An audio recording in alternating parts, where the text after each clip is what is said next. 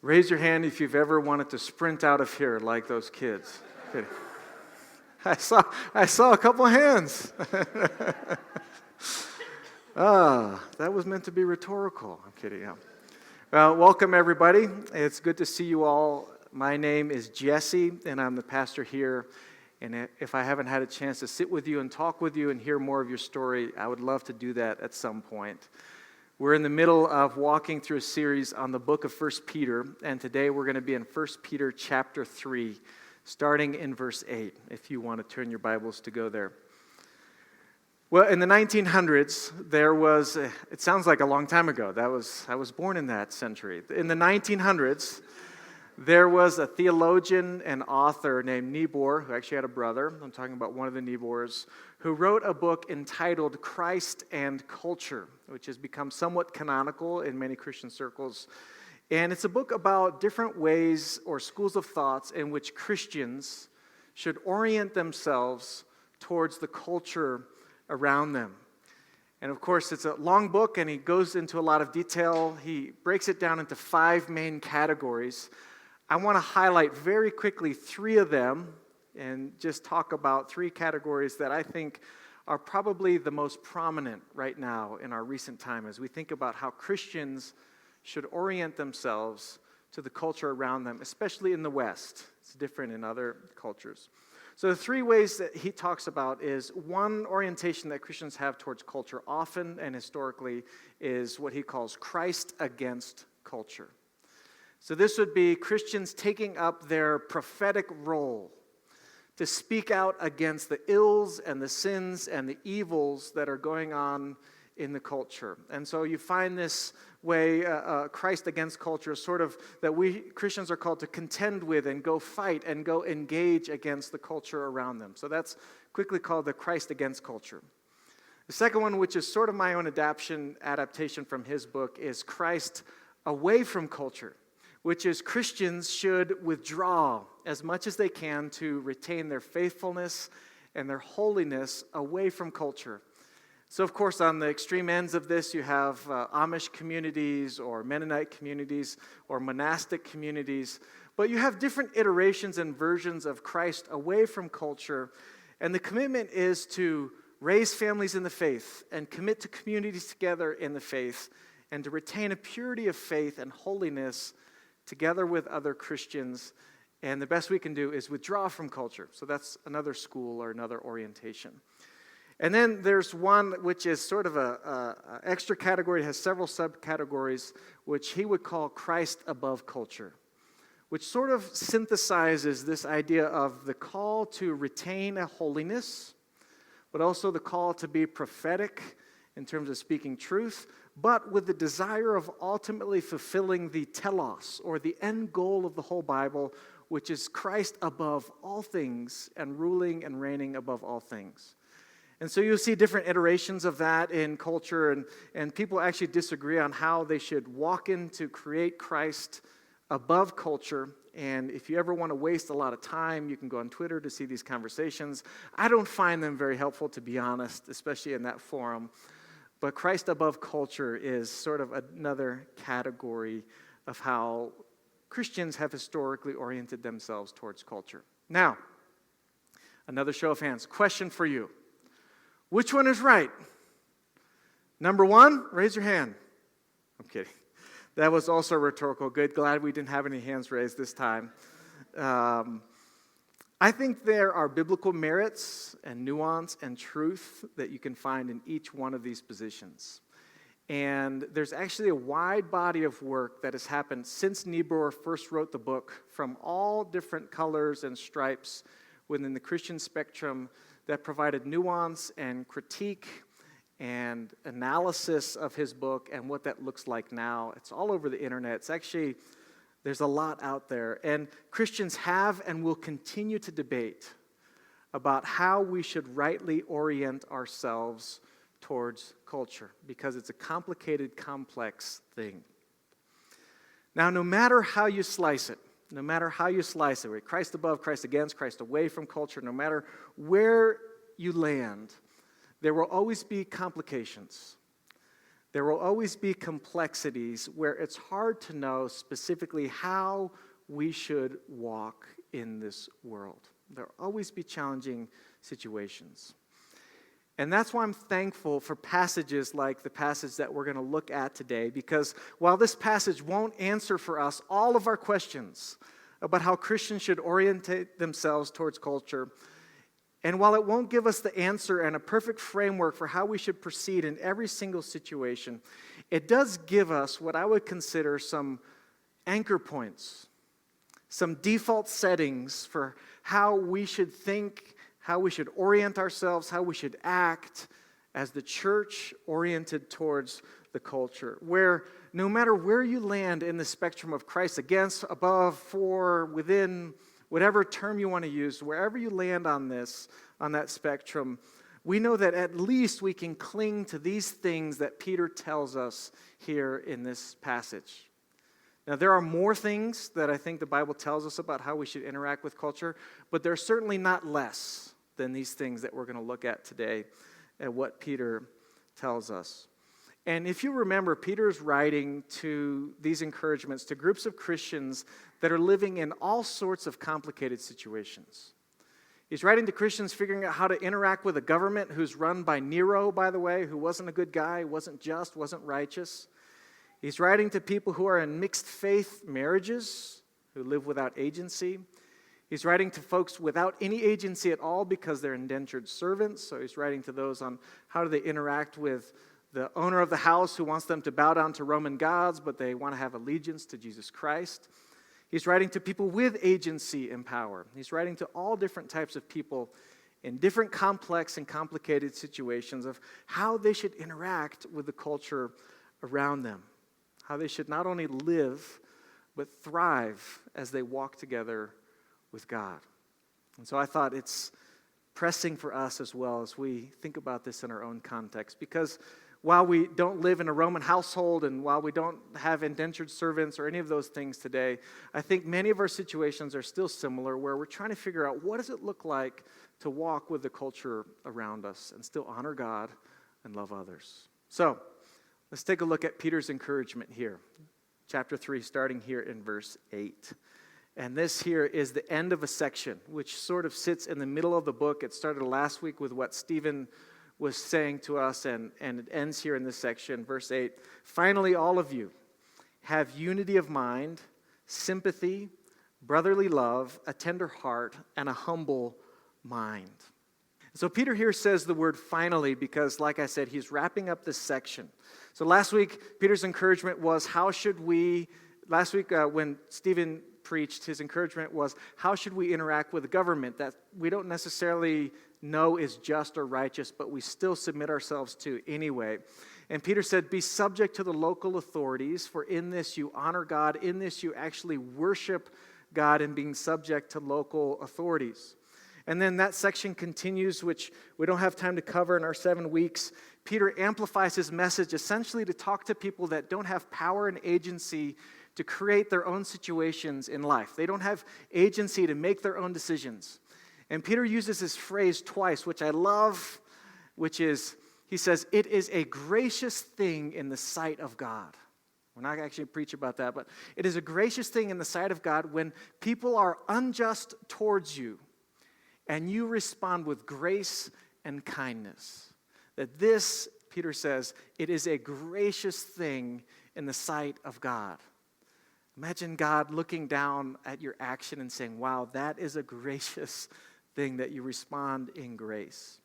So he's talking about how people can live with grace towards those who have power over them, and it says it's a gracious thing in the sight of God, and this is the momentum that carries us into our passage today. Peter says, even though the rulers are unjust, respond to them with grace. He says, even though you don't have power in your current situation, respond with grace and kindness to those around you.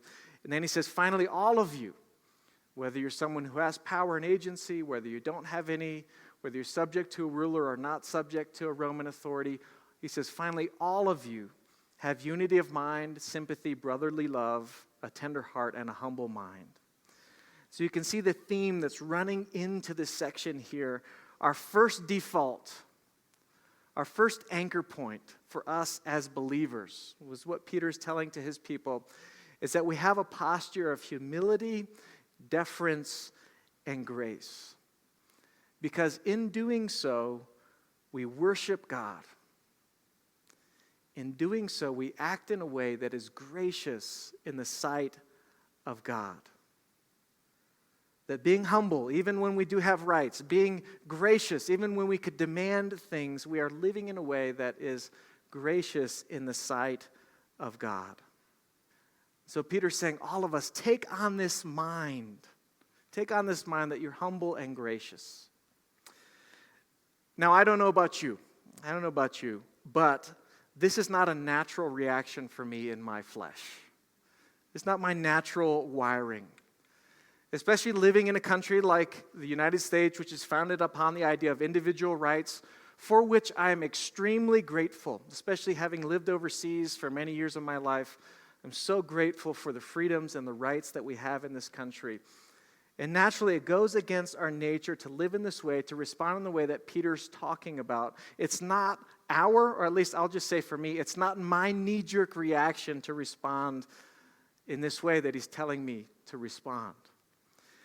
When I hear someone say something unfair about Christians, that just is unfair and ignorant, or I see movements in our broader society that aren't just things that I disagree with, but to borrow the words of the Apostle Peter that we've read earlier in this book, when I see things in the world around us that are literally warring with people's souls, not just things I disagree with, but things that are warring with people's souls, my knee-jerk reaction personally is to respond, is to contend, is to fight, is to get into the fray.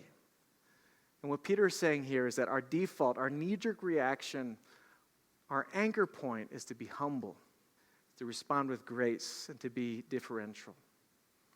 Now, this is not to say we are to be doormats. It's not to say we're never to engage. We have the rest of the scriptures that tell us that. In fact, Peter later in this same passage talks to us about engaging and talking and responding. So he's not saying just lay down and be humble and be gracious and just let people walk all over you all the time. He's not saying that. But we are called, I believe, to take on the very nature of Christ, who, as we read earlier in our gospel, said this: "But if anyone slaps you on the right cheek, turn to him the other also. And if anyone would sue you and take your tunic, let him have your cloak as well. And if anyone forces you to go 1 mile, go with him 2 miles." The context of that 1 mile, 2 mile is an unjust, occupying, oppressive Roman soldier that's asking you to carry his gear for him. It says, carry my gear with me 1 mile. And Jesus here says, go with this oppressor 2 miles. This is the nature and the teaching of Jesus Christ himself. Now, this is not out of weakness. It actually takes much more strength, I believe, to live in this way. Peter says, all of you, your default, your anchor point should be sympathy, a tender heart, a humble mind, a posture of grace. And so no matter where you land on this Christ and culture spectrum, our default setting, our anchor point should always be humility, kindness, and grace. That's the first thing that Peter tells us. Well, why should we do that? Verse 9, he leads us into this next thought. He says, do not repay evil for evil or reviling for reviling, but on the contrary, bless. For to this you were called, that you may obtain a blessing.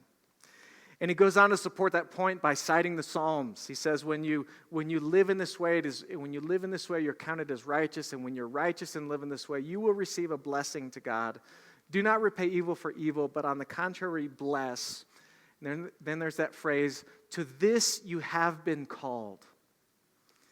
So our second default is that we are designed, we are created, we are called, we are remade into God's image in order to bless, so that we will receive a blessing. So we have been blessed to be remade, we're blessed so that we can go bless, and in doing so, we receive a blessing. If you see a lot of blessing going on here. It's us walking into the biblical story that's present even to this day, that God's called us to be a blessing to all those around us. So this is our second primary default setting, is that we are called to bless. Our first knee-jerk reaction shouldn't be to defend our identity or demand for our rights, as much as that's wired within me. Our default setting is to walk into complexities and complications with a desire to bless others, to bless them. Because these last 3 years have been so polemical in many settings, these conversations of Christ and culture really have been ratcheted up in many ways and pushed into overdrive about how Christians should interact with the culture with things that we disagree with. And many of these things are good things to talk about and rightful things to engage with. And in one of these conversations, I read this quote about how easy it is for us to take an initial desire to bless and allow that desire to bless to drift into some of our more flesh-oriented wirings. And so one writer wrote this. He says, he's talking about people that contended with the culture in the last 3 years. He says, "But so much of today's punditry seems marked not by the weeping that lasts for a night and the joy that comes in the morning, but by resentment, by anger towards injustice that begins as righteous." So there's an initial desire to bless because you want to bring truth into darkness, to help people see God's truth. There's an initial reaction to be righteous. It begins as righteous before succumbing to sinful impulses and indignation that no longer knows the tears of Jeremiah or the unstoppable joy of the Apostle Paul. What this writer was trying to remind us of is that our desire, our default setting should be to bless others. And that oftentimes we want to bless the culture, we want to bless those around us by bringing truth, and that's a righteous impulse. But at times that righteous impulse and that standing in the truth, if we're not careful, I know none of you have had this problem, I've had this problem. If we're not careful, it can lead to self-righteousness, it can lead to resignation, it can lead to resentment, it can lead to all sorts of things that the Bible does not point us towards. Don't lead us to life, and don't lead others to life. Our desire and our default should always be to bless. So I want to encourage you. It's always good. One of my favorite Psalms, Psalm 139, "Seek me, O Lord, and know me. Test me and test my thoughts. See if there's any unclean way in me, and lead me in the path of everlasting." This is us allowing God to do an audit of our hearts. Is our desire to bless? Is our desire to be right? Or is our desire to bless? Is our desire to win? Or is our desire to bless others? Is our desire to self-preserve? Or is our desire to bless? No matter where we land in the Christ and culture spectrum, our default setting should always be to bless those around us because we have been so blessed. So Peter says, walk in humility, seek to bless others. And this last one I want to look at here starts in verse 13. "Now who is there to harm you if you are zealous for what is good? But even if you should suffer for righteousness' sake, you will be blessed. Have no fear of them, nor be troubled, but in your hearts honor Christ the Lord as holy."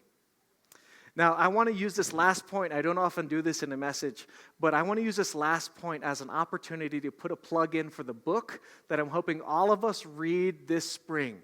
No one will be judged for not reading this book, but, no, you won't be judged at all, but the book is called Interior Freedom.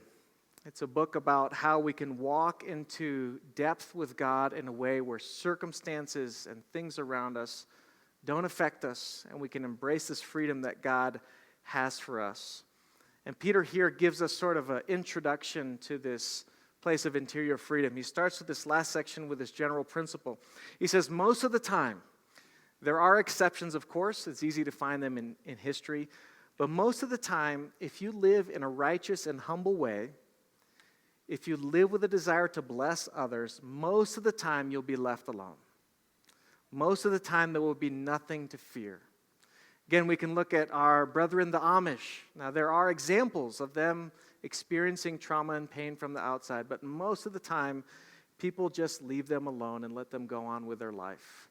And this general principle that Peter points out, that we don't have to fret, we don't have to live in anxiety or worry. Most of the time when we live in a righteous way, and we're humble and we seek to bless others, that we have nothing to fear. But of course, Peter's not naive. He says that most of the time that will happen, but even if you are persecuted, and even if people don't want to leave you alone, and even if you do find yourself entangled in challenging, complex, and complicated situations, you can have no fear at that point either, because if it's God's will that you suffer, you will be blessed. Again, do not fear. And he says, have no fear of them, nor be troubled, but in your hearts honor Christ as holy. Cling to Christ in a way that helps you to live beyond and see through the circumstances that are going on in your life to have peace in all situations. Now, one of the goals of this book that we hopefully, most of us in the church will read together, is it doesn't just say, grab a hold of Christ and live with peace, but it actually walks us through a path of how we can cling to Jesus Christ in this way in our lives, where we can truly embrace the words of Peter and not have fear or anxiety or fret about anything that's going on outside of us. And there's a quote from the book which I'll read. It says, "Despite the most difficult situations and circumstances that can restrain us, each person has deep inside them a freedom that no external power can take away, because God himself is its source. And a person wins this inner freedom to the extent that they connect to its source, connecting to God himself." So this is what Peter is saying. Don't fret. Don't be troubled. In your hearts, honor Christ as holy. And when you live in this place, it frees you to embrace the humility that he calls us to. If we have interior freedom, then what does it matter what somebody else says about us? We already know who we are in Christ. If we have interior freedom as we interact with others in the culture and society, we can enter in with a true desire to bless. Not a desire necessarily to self-preserve or to advance our own standing or to help ourselves in any way. We are truly free to walk into any situation and any environment with a desire to bless. That freedom gives us that opportunity. And it frees us, as Peter says here at the end of this section here, to respond to people with gentleness and respect, to hold on to the truth, but to do so with gentleness and respect. We can do that when we have freedom, when our identity and our self-worth isn't tied to what they think or what happens or circumstances going on, but when we have true, deep inner freedom that helps us to float through all things, then we are free to answer with gentleness and respect. So this is our third default, that we seek interior freedom, that we cling to Christ as holy, that we don't allow anything around us to cause us to fret or to knee-jerk respond in anxiety, but we are free to live as God calls us to live. So back to our original question. Which one is best? Christ against culture, Christ above culture, Christ away from culture, any other iteration? What's best? I think it's possible to land in different camps, even within the same church. Where there's nuance and complexity, there will often be more than one faithful answer. And at different times and different places, we may have different camps or different ways that we should respond. It's hard to know, and I'd love to talk about it. If you ever want to grab coffee, I'd love to talk about Christ and culture all day. It'll leave jittery with 10 coffees, but what we do know for sure, though, is that we are called to humility. We are called to bless others. We are called to cling to Christ in a way that gives us interior freedom. And in doing so, we worship God and we glorify him with our lives. We live in a way where God looks down at our lives and he says, "That is a gracious thing in my sight." To this we are called. Now the church should be known for more than these three things, but certainly not less. So let us, as Christ the King, be known for these: humility, blessing, grace, and interior freedom. Let me pray. Lord, as always, we thank you for your scriptures, for the truth that they give us, for how they divide soul and spirit, bone from marrow, and show us the truth that you want us to live in. Lord, we pray that now that your Spirit would take this information, this truth from your scriptures, and implant it in our hearts in a way that bears fruit in your kingdom. Let us not depend on our own efforts, Lord, but now we invite your Spirit to make this true in our lives. Make us people that glorify you and live in a way that is gracious in your sight. For your glory and for your name's sake, that the world may know that you are good. So, Lord, we lift all of this up to your great and holy name. Amen.